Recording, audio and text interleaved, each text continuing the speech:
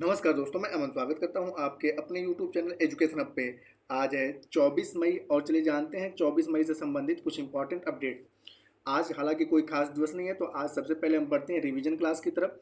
तो आपको पिछले क्लास में बताया गया था कि 23 मई को विश्व कछुआ दिवस मनाया जाता है और एल्युमिनियम संस्थान का उपाध्यक्ष जॉन स्लेविन को नियुक्त किया गया है।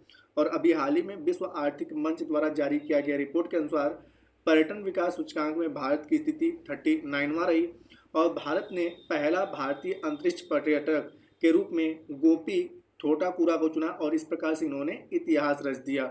और सिरबाज खान बिना ऑक्सीजन के माउंट एवरेस्ट की चढ़ाई करी, जिसके कारण यह चर्चे में रहे और इनका संबंध पाकिस्तान से है। अब बढ़ते हैं आज के करंट अफेयर्स की तरफ। तो आज का पहला प्रश्न है कि विश्व कुश्ती दिवस कितने मई को मनाया जाता है? 23 मई को, 20 मई को, 21 मई को या 22 मई को? तो प्रत्येक वर्ष 23 मई को विश्व कुश्ती दिवस के रूप में मनाया जाता है, तो सही आंसर होता है ए। और साथ ही साथ 23 मई को जो है विश्व कछुआ दिवस के रूप में भी मनाया जाता है। कछुआ दिवस भी आपका 23 मई को होता है।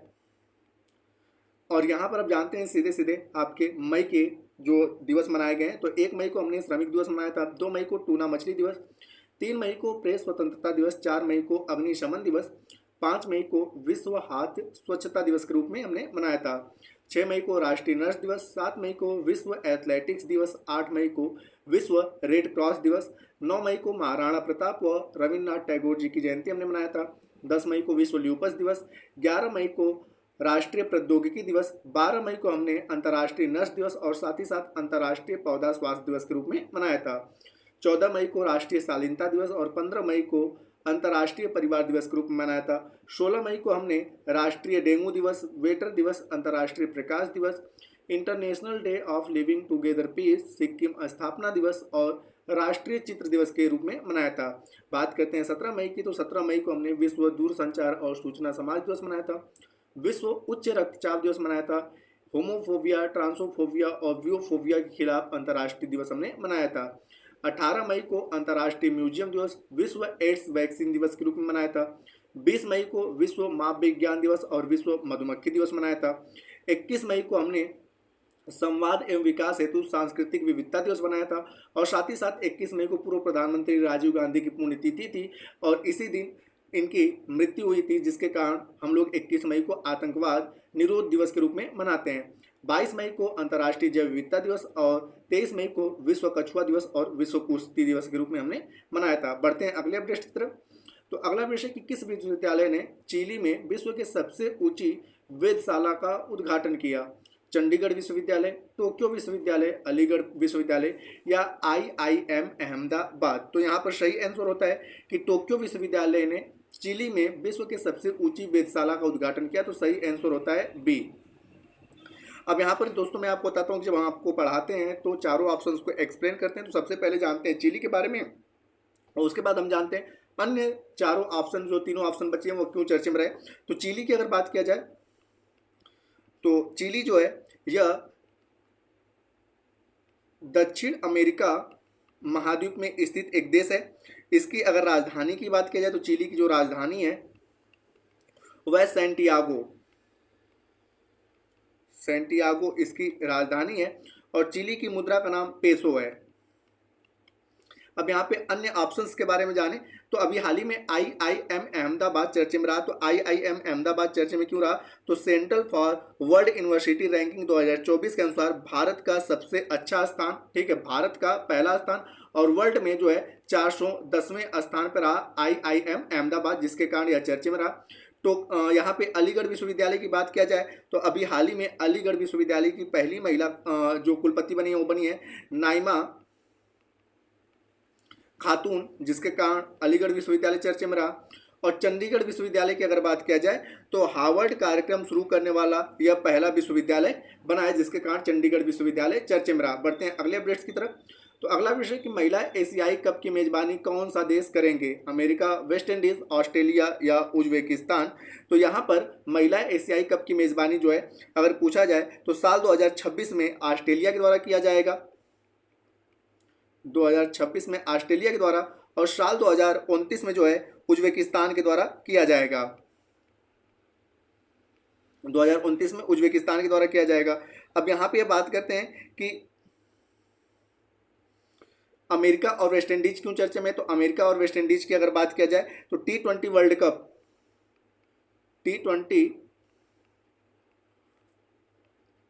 वर्ल्ड कप की मेजबानी कौन करेंगे इस साल का? तो इस साल का अमेरिका और वेस्ट इंडीज मेजबानी करेंगे। अब यहाँ पे बात करते हैं कि 2029 में जो आपका उज्बेकिस्तान में महिला एशियाई कप का आयोजन किया जाएगा, इस आयोजन की मेजबानी करने वाला यह पहला मध्य एशियाई देश होगा। तो इसको भी याद रखिएगा कि यह पहला मध्य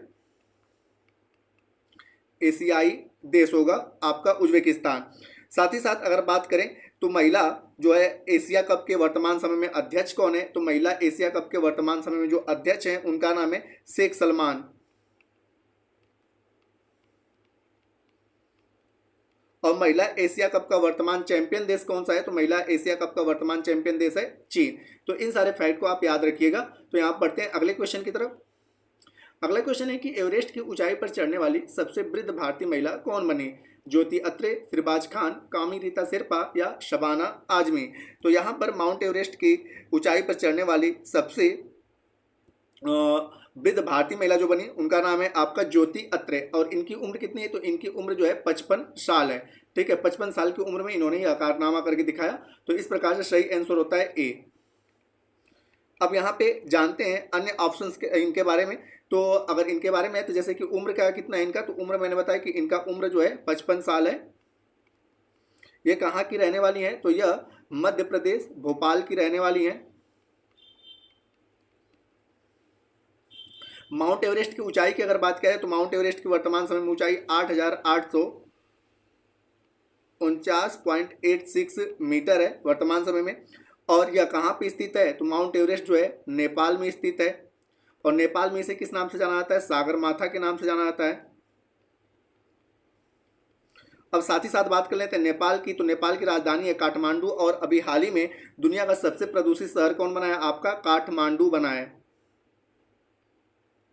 और वर्तमान समय में नेपाल के पीएम कौन है? तो नेपाल के जो पीएम है वह है पुष्पकमल दहल, नेपाल के पीएम है। अब यहाँ पे जानते हैं अन्य ऑप्शंस के बारे में कि सिरबाज खान चर्चे में क्यों रहे? तो बिना ऑक्सीजन के माउंट एवरेस्ट पर चढ़ने वाले यह पहले पाकिस्तानी बने। यह पाकिस्तान के जिन्होंने अभी हाल ही में बिना ऑक्सीजन के माउंट एवरेस्ट पर चढ़ाई करी।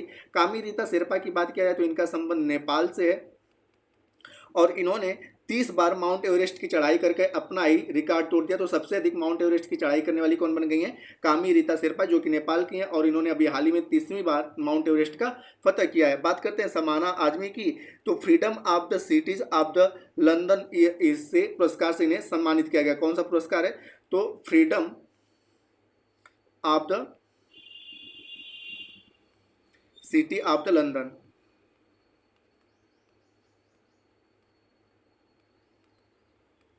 लंदन पुरस्कार से शबाना आजमी को सम्मानित किया गया है। बढ़ते हैं अगले अपडेट्स की तरफ।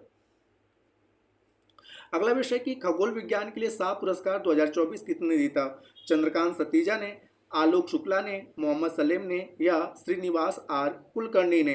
तो खगोल विज्ञान के लिए शाह पुरस्कार जो है श्रीनिवास आर कुलकर्णी ने जीता। तो सही आंसर होता है डी। अब यहाँ पे अन्य ऑप्शंस के बारे में जानते हैं। तो मोहम्मद सलेम क्यों चर्चे में रहे? तो world best photo of the year किसने जीता है? तो world best photo of the year Mohammed Salem ने जीता है। आलोक शुक्ला की बात क्या है? तो गोल्ड मैन पुरस्कार 2024 जीते हैं। गोल्ड मैन पुरस्कार 2024 जो है आलोक शुक्ला ने जीता है। और चंद्रकांत सतीजा की अगर बात किया है तो चंद्रकांत सतीजा जो है इन्होंने वैश्विक उत्कृष्टता पुरस्कार जो 2024 से सम्मानित किया गया है। वैश्विक उत्कृष्टता पुरस्कार से चंद्रकांत सतीजा को सम्मानित किया गया है 2024 के। तो जिसके कारण ये लोग चर्चे में रहे। तो दोस्तों ये थे आज के करंट अफेयर्स अपडेट। अब जान लेते हैं कुछ महत्वपूर्ण अभी पुरस्कार जो हाल ही में दिए गए हैं। तो हाल ही में जो महत्वपूर्ण पुरस्कार दिए उनके बारे में जानते हैं। तो जीना जस्टर, जिन्हें अभी हाल ही में कैम्ब्रिज शिक्षक पुरस्कार से सम्मानित किया गया। रिकेन यामामोटो, जिन्हें 2024 के प्रित्जगर पुरस्कार से सम्मानित किया गया। पुष्पा भारती, इन्हें साल 2023 के व्यास सम्मान से सम्मानित किया गया। पी श्याम निखिल, जिन्हें जो अभी हाल ही में भारत के 85वें, ये 50वें नहीं 85वें ग्रैंड मास्टर बने हैं। कायरन विल्सन, जिन्होंने विश्व स्कूनर चैंपियनशिप का खिताब जीता है। नोवाक जोकोविच, जो लॉरियस वर्ल्ड स्पोर्ट्समैन अवार्ड 2024 जीता है। और मैक्स वेरस्टेपेन जो संघाई ग्रैंड प्री का खिताब अपने नाम किया है।